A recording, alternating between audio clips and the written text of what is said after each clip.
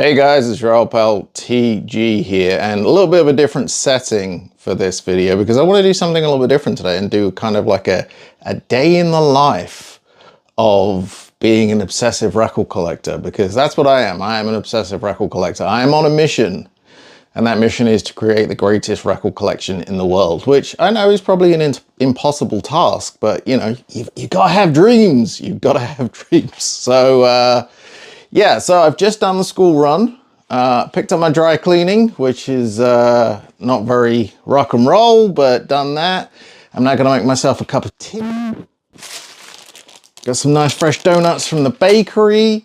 I'm gonna have a cup of tea, have my breakfast, and then I'm gonna go through and sort out this weekend's pickups. I did some pretty good dives over the weekend at a couple of different places, 3 different places actually. Picked up some really cool secondhand stuff for not massive amounts of money, which I'm very pleased about. The more records that I can get that I'm looking for without spending anything at all is great. But obviously I did spend something, but I didn't spend a huge amount, so I was very pleased about that. So yeah, we'll have breakfast and then we'll come back and sort through this week's pickups. Okay, so after a delicious breakfast and a healthy breakfast as well, donuts and tea, I usually wait for the post, see if anything fun has arrived, and if it has, go through it, and some fun stuff did arrive, so we'll take a look at that, and then we'll take a look at some of the pickups I made this past weekend. Okay, so first up I have a package from Library of the Occult, and there we've got Canyon of Blood, music by the Garden Gate. First pressing, 300 copies on blood marble vinyl. Very cool. And Sermons by the Devil. I spoke about this one actually to Tom from Library of the Occult. I love this album. I listen to this digitally quite a lot. It is fantastic. Obviously I'll do more in-depth reviews on these in upcoming episodes, but that came in the post, so I have that there.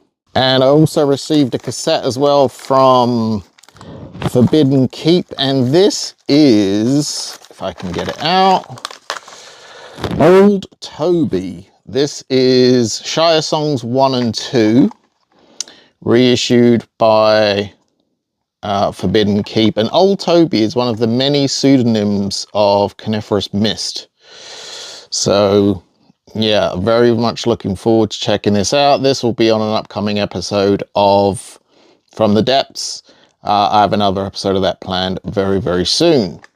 So I've been adding some I've been gap filling, and one of the Black Sabbath albums I didn't own was Never Say Die, purely because I'm not a massive fan of this album. I do like the album, but I'm not a massive fan. But I managed to find a first press of this, and I got a deal on it, so I grabbed that. Prince, the Bat Dance 12-inch, I bought this for the extended remix, which I'm pretty sure I might have a copy of this somewhere, so this may be a double. Prince, the Scandalous Sex Suite. This again is from the movie Batman, and I have this on CD. I never had it on vinyl, so I was quite happy to grab that one. Been looking to expand on my Bruce Springsteen collection, so I managed to grab a copy of The River and also a copy of Tunnel of Love, which I actually really like that album. Cher, Love Hurts. I am a massive Cher fan. I don't know if I've probably never spoken about Cher before, but I love Cher. I grew up listening to Cher's music, and you know, if I find these cheap, I think this was like £3 or something. Hall & Oates, which you can't knock Hall & Oates. Absolute classic. And I've been going through and adding some Earth, Wind & Fire to my collection because I don't have a whole lot, but I managed to pick up a bunch of Earth, Wind & Fire albums, and they were all relatively cheap. So I think I bought 3 or 4 for like £8, something like that. They were really, really cheap. Styx. Obviously, this is just a classic album, Pieces of 8. This is the one with Renegade on it. It's got the Hypnosis sleeve as well. And ELO's Greatest Hits. Now, I do already own this, but unfortunately my copy got damaged by a clumsy workman, shall I say. And so I've been looking for a copy to replace it with. This one cost me all of like £2, I think, and it's in pretty good shape. So that's why I grabbed another copy of that.